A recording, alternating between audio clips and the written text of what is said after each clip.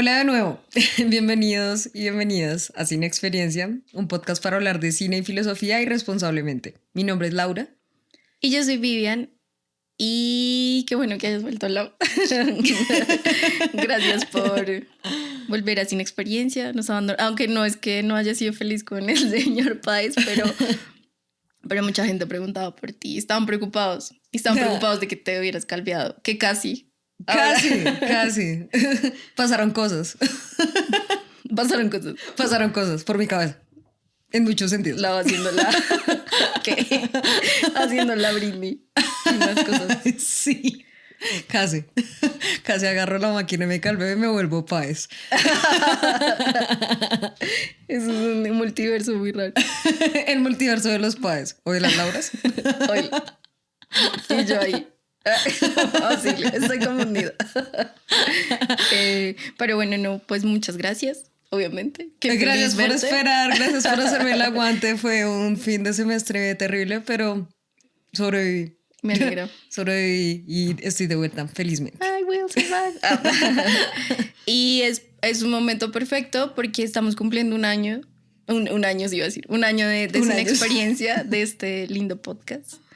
Y estamos empezando una temporada que esperamos sea muy chévere, diferente, que hayamos aprendido ya como de todo este año, de las cosas que hemos hecho. Bien y mal y de todo. Sí. Que igual es un proceso muy precioso, nos encanta hacerlo y es lindo celebrar este año. Sí, ya igual pasó súper rápido también ese año. O sea, la verdad no lo esperaba. No esperabas que se pasara tan rápido. No esperaba que Sáquese. Cancelada. No, que se pasara tan rápido. O sea, yo cuando vi la fecha y tal, yo, Dios mío, sí, un año de Cine Experiencia, wow. Es lindo, cuando uno disfruta lo que hace se pasa rápido. Sí, ciertamente. Y por eso estamos acá para celebrar hoy. Aprovechando nuestro primer aniversario, queremos agradecerle a todas las personas que nos están siguiendo. En este momento tenemos más o menos 250 suscriptores en YouTube, que nos parece un logro, la verdad. Nos encanta que estén ahí. Para nosotros es grande esto. Sí, es mucho. Y les agradecemos muchísimo por estar acá, por suscribirse y por vernos. También sabemos que hay gente que no está suscrita, pero que nos los estamos viendo. Sabemos quiénes son.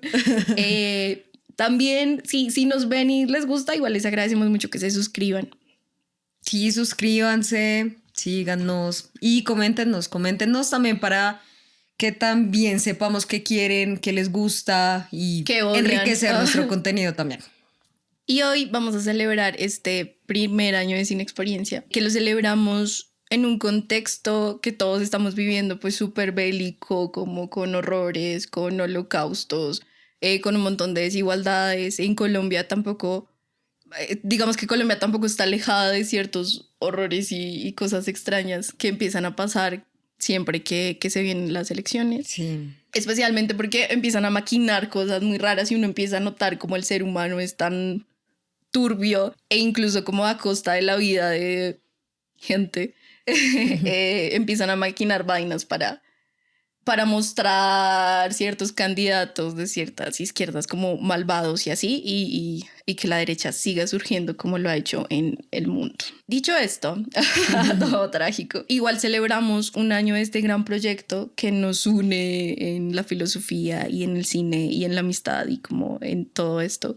Y es muy lindo, nos hace muy felices y por eso vamos a hablar de El nacimiento de la tragedia de Nietzsche.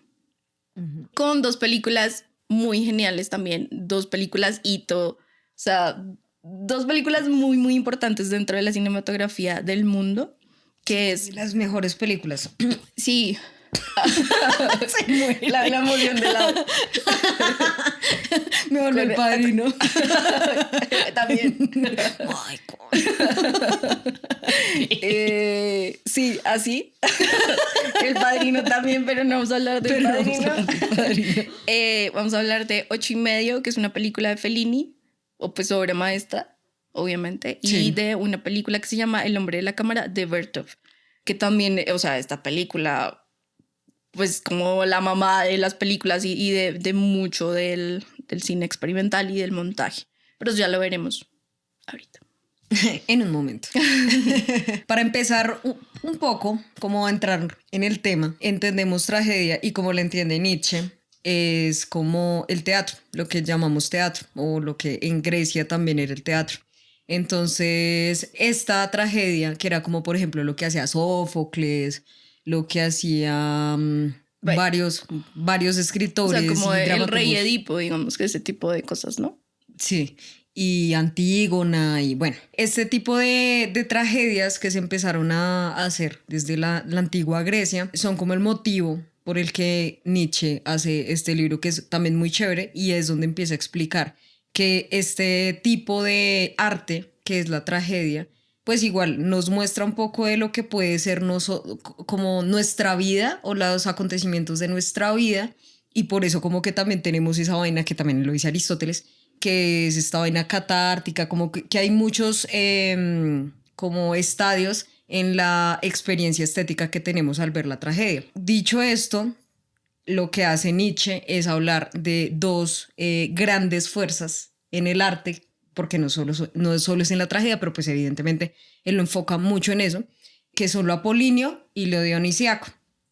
Lo apolíneo, entiéndase como la forma, este arte que es como muy estructurado, como la escultura, como la poesía, y lo dionisiaco se centra muchísimo más en la música, que es como ese acercamiento pues a este sentimiento así fuerte, como descontrolado y caótico, eso es como la música. Y en la tragedia, dice Nietzsche, que estas dos grandes fuerzas se aparean y crean como la tragedia. Y por eso como que es tan importante, porque es como que en esa parte es donde se contienen esas dos fuerzas. Digamos que por eso hace como la distinción de que hay un arte más estructurado y uno menos estructurado, pero en esto es donde se contienen ambas fuerzas. Y es importante hablar de la tragedia como para nuestro tema, que es el cine también, porque evidentemente el cine parte también de lo que fue el teatro claro. En su momento. Bueno, obviamente el cine une también el resto de arte, porque pues obviamente tiene escritura, tiene foto, tiene música, entonces digamos tiene teatro, de alguna manera. Sí, claro, ¿no? Las actuaciones pues son teatro, obviamente que cambian por la presencia de la cámara, pero, y pues por los guiones, porque los guiones de teatro son otra cosa, pero es básicamente como esa es la estructura de la tragedia. Sobre Nietzsche, ahorita no vamos ahorita ni en ningún momento de este capítulo vamos a hablar muchísimo de su vida, de sus chismes, porque es un hombre que tenía una vida un poco cinematográfica, le pasaron 1000 cosas, tiene una obra muy extensa, muy increíble, pero de él ya habíamos hablado en otro capítulo de la temporada pasada, que fue un especial de Semana Santa. Entonces, si quieren escuchar los chismecitos de él, los pueden ver allá. En ese capítulo. Pero aquí vamos a hablar solo de la tragedia de Nietzsche. De la tragedia de Nietzsche, no, bueno, del libro. El origen de la tragedia. Bueno, la otra cosa es que a veces aparece como el origen de la tragedia o el nacimiento de la tragedia. Entonces, no se confundan. Es lo mismo, solo que depende de las ediciones. Sí, depende de las ediciones. Pero bueno, sí es igual. La primera película de la que vamos a hablar es 8,5. Es una película de Federico Fellini. Él es uno de los directores de la posguerra más importantes de Italia y de la vida. tiene muchísimas películas, ganó muchos Oscar. Bueno, eso no importa tanto, pero era, digamos, mundialmente reconocido. Esta película es su película número 8,5, por eso la nombró así. En algunas entrevistas ha dicho que no, en otras que sí, pero pues es como bastante coherente que sí, porque es su película número 8, porque le puso el medio, porque había hecho como unos capitulitos de unas series. Entonces no les contó como una película completa, pero sí como medio. Esta película es muy autobiográfica. Lo misma vaina con él, ha dicho que no, que sí, en muchas entrevistas. Pero cuando uno la ve y sabe en el momento en el que estaba Fellini, pues uno dice, sí, está bien autobiográfica la cosa. Además de cómo se hizo la película. La película va de un director famoso que tiene un equipo ya de producción que le da toda la plata. O sea, ya le tienen ahí como, no, tú pides, ¿quieres una nave espacial? Tranqui, empezamos a construírtela. ¿Quieres como estas 1000 personas que sean tus actores y actrices? ya están acá. Pero el director dentro de la película, que está interpretado por, no me acuerdo el nombre. Marcelo Mastroianni. Eso hubiera sido. Él empieza la película, pero él no tiene claro el guión ni sabe realmente de qué va, como cuál es el argumento grande, cuáles son los puntos de giro de esa película. Y le preguntan, es también así súper caótico, como que llegan los productores, llegan los actores. Hablan esa mucho. Película es como un montón de gente hablando todo el tiempo, parece una película de Woody Allen. Es así, es claro, es como muy estresante porque está Fellini, bueno, sí es Fellini claramente, pero pues está ahí Marcelo, que se llama Guido en la película, y todo el mundo lo está acosando, de verdad, o sea, un montón de actrices como, pero dime qué papel me toca a mí, yo qué voy a hacer, ya estoy acá. ¿Cuántas horas? Creo que alguien le pregunta, ¿cuántas escenas? Una señora que está súper traumatizada con ser parte ya de la película, porque obviamente Fellini pues era importante y también te ayudaba en tu carrera actoral, ¿no? Entonces le preguntaban eso, ¿cuántas escenas voy a tener yo? Y él como 5. ¿O 6? Así como tan poquitas. O 6, 7, tal vez ninguna. Porque el man no sabía que es algo real. O sea, cuando también empezaron la película, ya estaban los productores ahí, ya estaba la plata. Resulta que era una manera de trabajar de Fellini. O sea, llegaban ahí los actores y sí se iba desarrollando un poco la película y el guión a medida que iba andando la peli. Entonces era eso. Y cuentan los actores también que les tocaba mucho improvisar, que iba cambiando constantemente entre escena y escena el man, como que, ay, no, me gusta más así o más así. Que en esta película también se ve que uno está viendo y hay unas escenas en las que la voz va por un lado y los labios van por otro y uno como, ¿por qué? ¿Qué está pasando? Resulta que, bueno, grabaron eso, pero como este man está reescribiendo y cambia de opinión y eso, en algunos puntos ya decía, ya no digas eso. Di esta otra cosa. Entonces por eso era como bla, bla, bla, y aquí estaba diciendo otra vaina súper diferente. Pues es que sí, o sea, la película sí me parece es como muy caótica. O sea, realmente es como pasan muchas cosas. Hay una parte que es como toda ensoñación, como unas vainas todas raras. Y después están como todos los productores, todo el mundo corriendo, los actores. Es que conoce tal y no sé qué. Y es como, ok, y el man como siempre sin saber qué está pasando. Es como... No, o sea, pues así como agregar de la película, no, me parece que es complicada de ver. ¿Te parece complicada de ver? Por la cantidad de diálogos que tiene, porque hay mucho movimiento. Me parece bellísima igual. O sea, me parece bella, pero tiene como sus elementos cositas que son complicados. O sea, que son como, me está saturando un montón con esto. Okay. Desde el comienzo ni siquiera tiene sentido. Yo te tuve que preguntar porque es como... Es que tú ves que es como un sueño. Sí, que está en un carrito y que todo el mundo lo está mirando. Gran escena. Y luego sale volando. Ajá. Que es como, bueno, o sea, maravilloso cinematográficamente como su manejo de sus cromas ángulos de cámara, de un croma que igual está re bien hecho porque es convincente para el 63. Sí. Para el 63 un man ahí volando es como... muy bien hecho. ¿Y qué? No, pero la peli, de hecho, aquí se juntan, me parece bien, lo apolíneo que decía Lau con lo dionisiaco. Esta película es autobiográfica, no de una manera lineal, por decirlo así, pero sí nos trae esas ensoñaciones, digamos, la del inicio, como lo veo yo, véanla, o si ya la vieron, pues cuéntenme ustedes cómo lo ven. Pues el man está en una crisis muy fuerte y en el carro así como exacto. Que eso es la primera escena en todo caso, o sea, es como, bueno, no les estamos dando spoiler, pero sí es como empieza fuerte, fuerte. Y además todo el mundo como un espectador y él pues lo que está teniendo es una crisis creativa también. Y entonces esa escena me parece chévere porque él está como volando, digamos, como si se fuera al cielo porque se murió en ese carro, digamos, pero eso es una ensoñación, es algo onírico.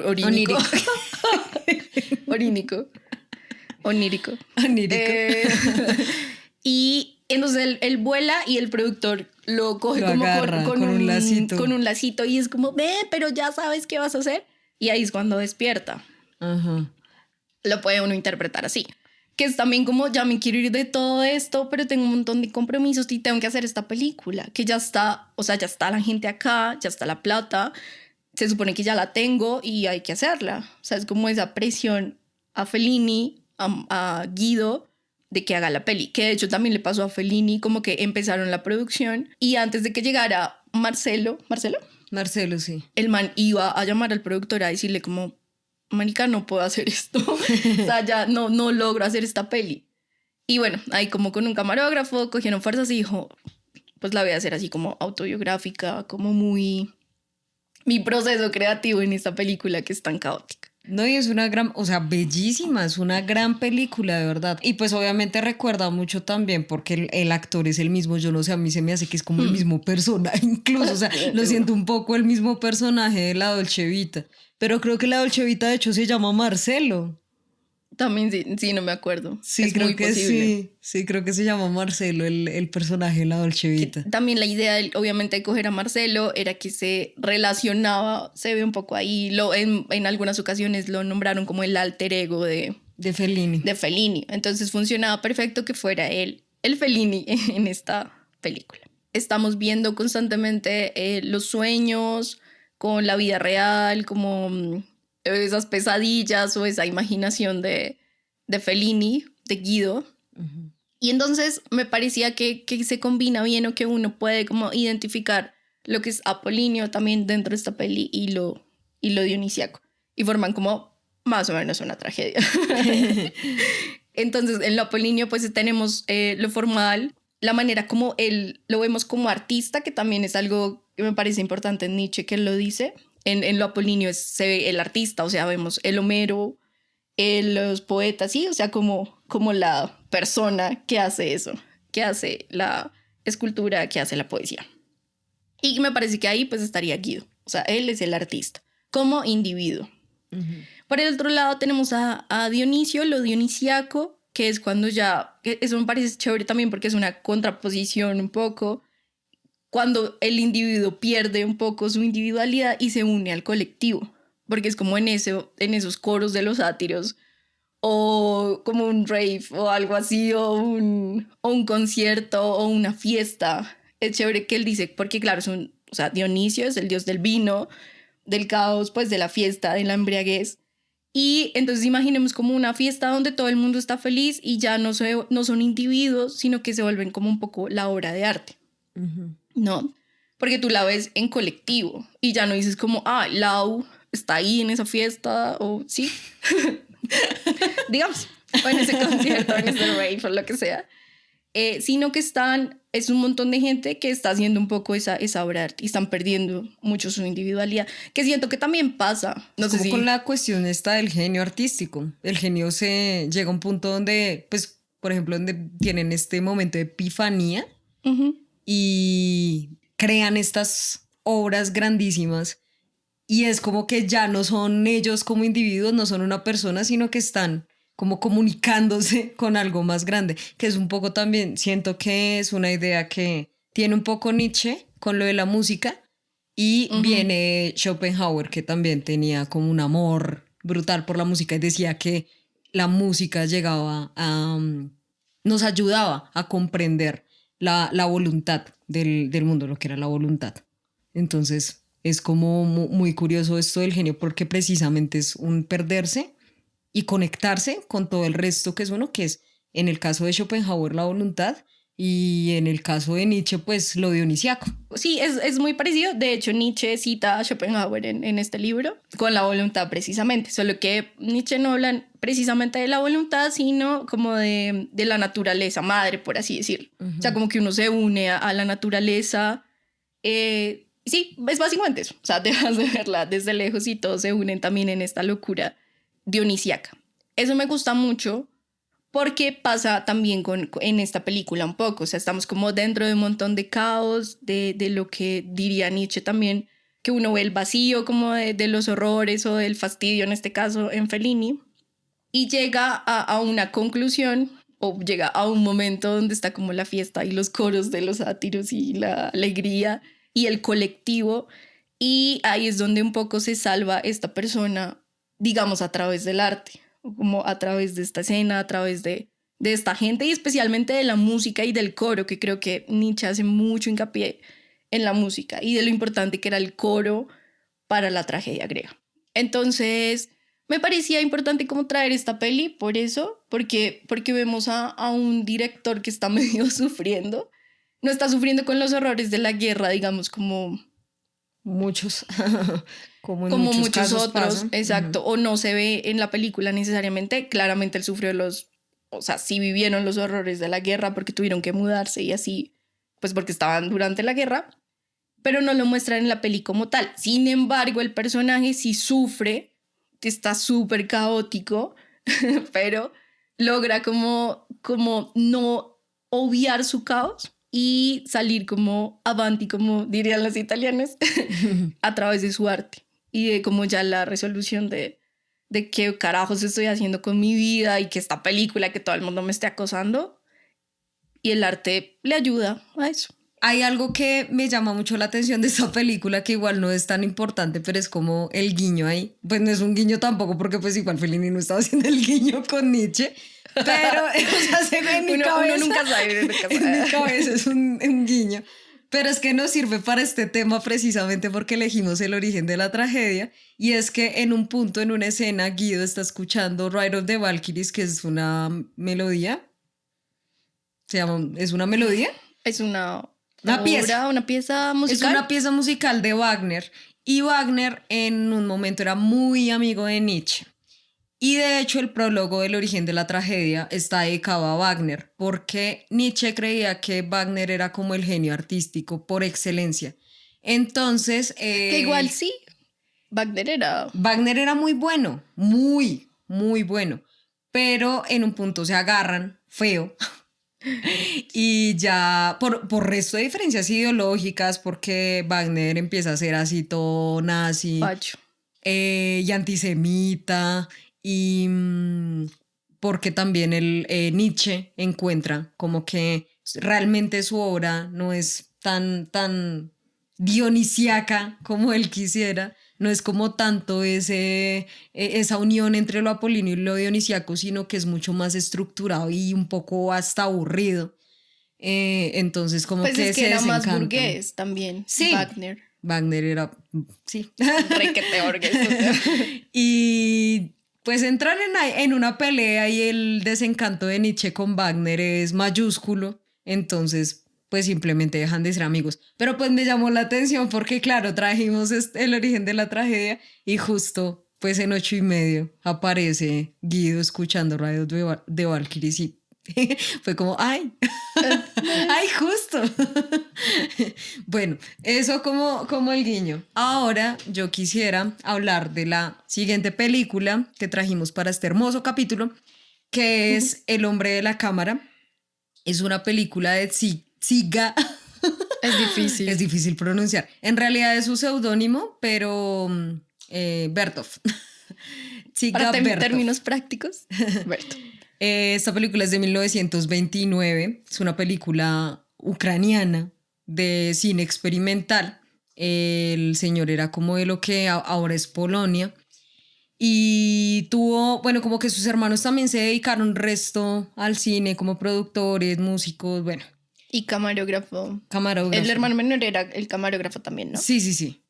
Y en esta película, que es muy bonita, es como de las grandes películas de la historia del cine, pues evidentemente no vemos como una historia, no hay como linealidad en lo que nos están contando, sino hay como una narrativa, no hay diálogo, hay música, pero hay un montón de escenas de la vida cotidiana de lo que le está grabando, y hay unas tomas maravillosas de la cámara donde se muestra como casi un enaltecimiento de la cámara, y siento que precisamente es una oda al cine. No hay mucho, evidentemente, que contar alrededor como del argumento de la película, porque precisamente no tiene argumento, es como un experimento así de grabación donde se muestra, y siento yo que lo que se está mostrando en esta película es como la importancia y la historia del cine. Entonces, pues la historia hasta ese momento además, o sea, como... pues obviamente es una película silente, es blanco y negro, y es una película en donde hay unas escenas muy llamativas, o que a mí me parecieron muy llamativas, que es, por ejemplo, una en donde se ve a una chica trabajando como con el celuloide. Hay un momento donde simplemente se ven como las fotografías y ya luego se ven esas fotografías en movimiento. Entonces siento que es esa sorpresa que se tuvo en ese momento cuando llegó pues el cinematógrafo. Es ese momento donde el movimiento y la posibilidad de contar historias se hace como real. O sea, es algo tangible para las personas bueno, los directores y los artistas en ese momento. Ese hombre era muy increíble y muy inteligente. Él empezó como haciendo un noticiero, entonces se enfocaba más, digamos, en lo documental dentro de la Unión Soviética. Digamos, cuando murió Lenin.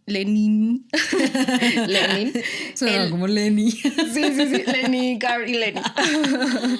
Él estaba documentando también eso y tenía unas prácticas también como de esconder la cámara y toda la cosa, porque estaba muy enfocado, por decirlo así, en el cine verdad, en el cine más documental. Uh-huh. Sacaron de hecho en algún momento un manifiesto diciendo como Hollywood es una mierda, todo mal con sí, como todo mal con las películas de ficción y lo que está haciendo Hollywood, por ejemplo, Buster Keaton, o sea, todas las cosas de ficción que se estaban haciendo, pues nada, las odiaba y decía que tenía que primar un poco la verdad, lo real, así como lo que él estaba mostrando de manera documental, que me parece gracioso igual, o gracioso o interesante, o es loco ahí como esa unión, porque uno dice, es un documental, entonces uno piensa, el hombre de la cámara es un documental y me cuenta vainas como me está contando, no sé, la vida de esta gente en la Unión Soviética y como que entiendo qué hacen y eso.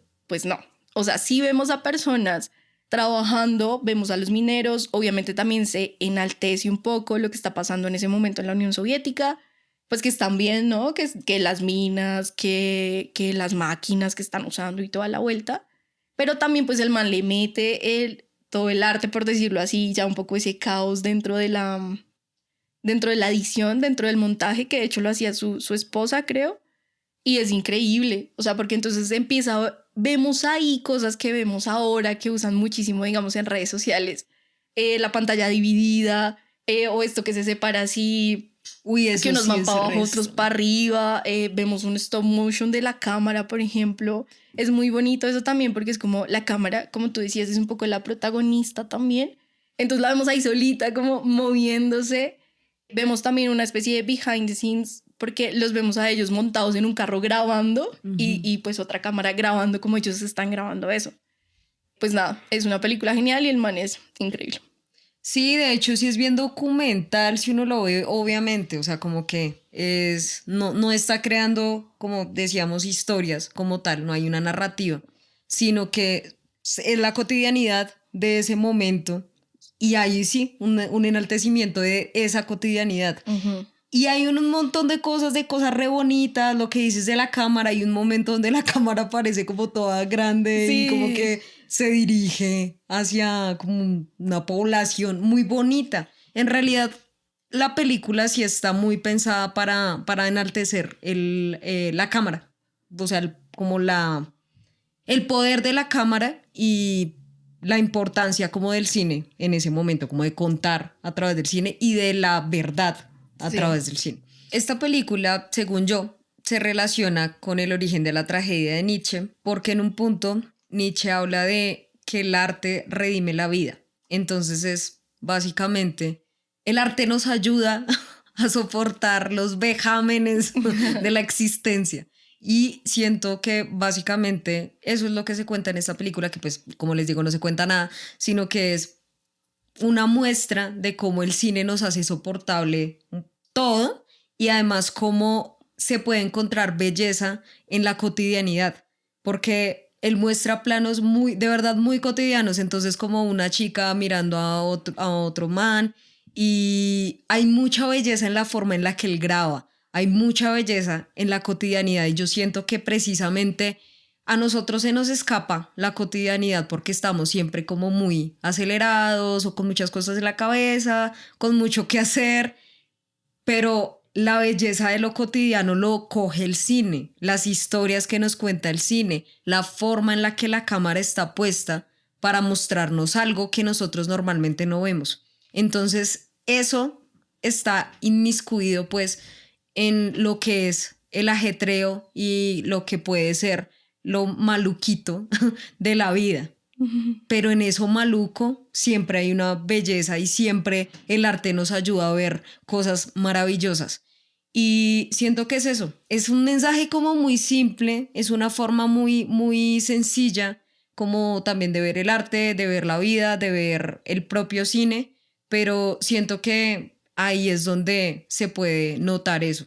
No hay como una muestra tampoco de lo dionisíaco, aunque yo creo que se entiende de fondo, que es básicamente la vida y todas sus cosas horribles y todo su caos y todo su malestar, y lo apolíneo como esta forma intencionada de mostrar imágenes, enfoques, fotografías de cierta manera. Entonces siento que Vertov la logró brutal, ¿cierto? Siento que Vertov tiene una visión muy bella de la vida, del cine, de cómo funciona la cámara, y pues eso, o sea, siento que Nietzsche está ahí contenido en esa película, pues.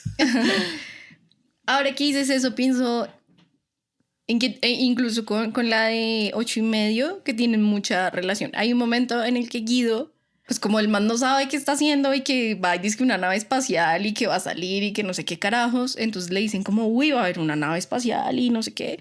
Y el man, sí, no, mi película va a tener de todo. Al final sabemos que no. Y entonces es un poco también qué es lo que pasa acá cuando decías que sí tenía relación con lo dionisíaco. De pronto sí, porque Nietzsche en algún momento en este libro dice que es mejor como que a un humano se le presente como un sátiro, como tan real, tan con el caos, como con la verdad sin dibujarla, a que sea ahí, diga, él como un pastor, pues súper bien puestecito, como que viene a decirte cosas más bonitas, sino que era mejor alguien un poco más cruel que no está obviando las cosas de la vida, como lo que tú decías. O sea, no está obviando que hay un montón de problemas, de que hay unos mierderos, de que el abismo que estamos viendo es fuerte, y aún así que nos lo muestra una persona real, como creería yo que es Vertov, que justamente peleaba un poco por eso, que no tuviera ahí un montón de cosas encima y como dibujaditos y como... Sí, sin las florituras. Exacto, sí, como mostrando la realidad de otra manera, poniéndole ahí unos filtros más lindos o unas historias pues ficticias, sino que es así como es. Sí. O sea, la realidad es así y te la muestro así como un sátiro vendría a mostrarnos las cosas. No, y también como, o sea, obviamente desde su perspectiva, porque pues evidentemente desde lo documental, como ya también hemos dicho en algún momento, pues se elige qué contar, se elige qué mostrar, hay intencionalidad, pero hay un genio también, ahí es donde veo también como mucho a Nietzsche, que es, Vertov es como un genio artístico, está embelesado también con lo que es el mundo, está embelesado con lo que es el arte y es capaz de mostrar imágenes bellas y cosas increíbles que como que nos conectan también con lo cotidiano y con lo que es relevante dentro del cine, que también es la cámara, poder de la cámara. Ajá. Dijiste que el cine nos salva, como dice el cine, el cine, como dice Nietzsche, el cine nos salva. El arte nos salva, en nuestro caso. Se justifica la vida. Justifica la vida, en nuestro caso, pues el cine lo ha sido hace, yo no sé si incluso más que la filosofía, no lo sé, pero lleva con nosotros mucho tiempo como justificando la vida y justificando lo que hacemos. Y había algo chévere también con lo que decías respecto al movimiento que dice Nietzsche. Entonces él hace como un paralelo entre lo que fue Hamlet y digamos el pueblo heleno frente a las tragedias de la vida. Entonces, ¿qué pasa con Hamlet? Pues a él le dicen, mataron a tu papá. Y el papá le dice como, mata al pinche Claudio, véngate. Y Hamlet se queda como, no sé qué hacer. O sea, y se queda en lo que dice Nietzsche y que él reniega sobre eso, que es como Juan el Soñador, creo que le dice. Que Juan el Soñador es el que se queda en un punto de reflexión y solo piensas en eso, pero no pasas a la acción. Entonces él dice un poco como Hamlet se queda, digamos, en ese punto y no sale de ver ese vacío, se quedó ahí. Y ya, o sea, se quedó un poco en esa reflexión que no vale la pena, porque también hay que recordar pues que Nietzsche está muy en pro de la acción como individuo. Ahora, pasando, él habla del pueblo heleno, que también tenía esa sensibilidad que yo, o sea, yo leyéndolo decía, ay, como nosotros. Tiene esa sensibilidad de ver ese vacío, de ver eso que está pasando, de ver los horrores, o sea, de lo que vemos ahora también y todo eso. Y uno tiene la sensibilidad de decir, ok, pues eso está una mierda, de sentirlo, pero de no quedarse un poco solo en esa reflexión, sino de ser capaz de bailar un poco con ese coro dionisiaco y salir.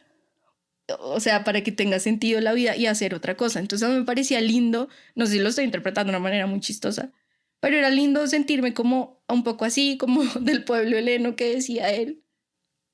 Ver una película, hacer este podcast con gente que amo, sobre cosas que amo como el cine y la filosofía, y darle también sentido a la vida dentro de un montón de cosas, no solo como lejanas, no solo la guerra, sino también crisis existenciales, crisis creativas que tiene uno, como crisis individuales propias pues de sentir, de pensar.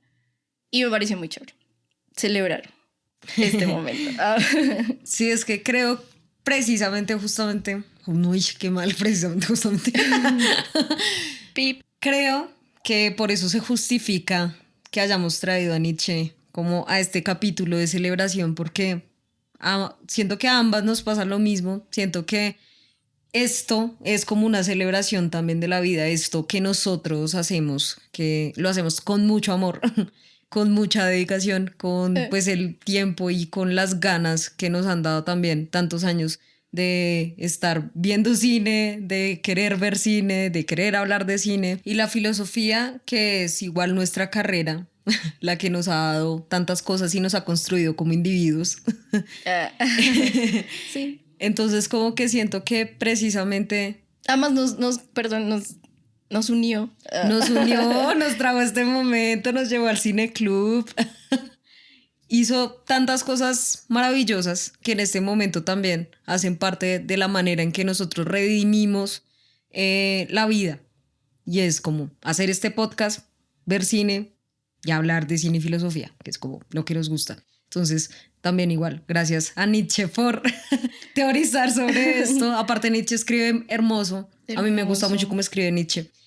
Si tienen la oportunidad de leerlo, El origen de la tragedia es súper fácil de encontrar en internet también, entonces... Sí, está re fácil. Incluso la edición de Pascual. Sí. Que es como la que generalmente la gente que estudia Nietzsche se va a esa edición, que esta es como la mejor edición, la encuentran fácil en internet. Sí, hay unas también de alianza que se pueden encontrar, que están chéveres. Bueno, este fue nuestro capítulo de celebración, nuestro inicio de la 3ª temporada.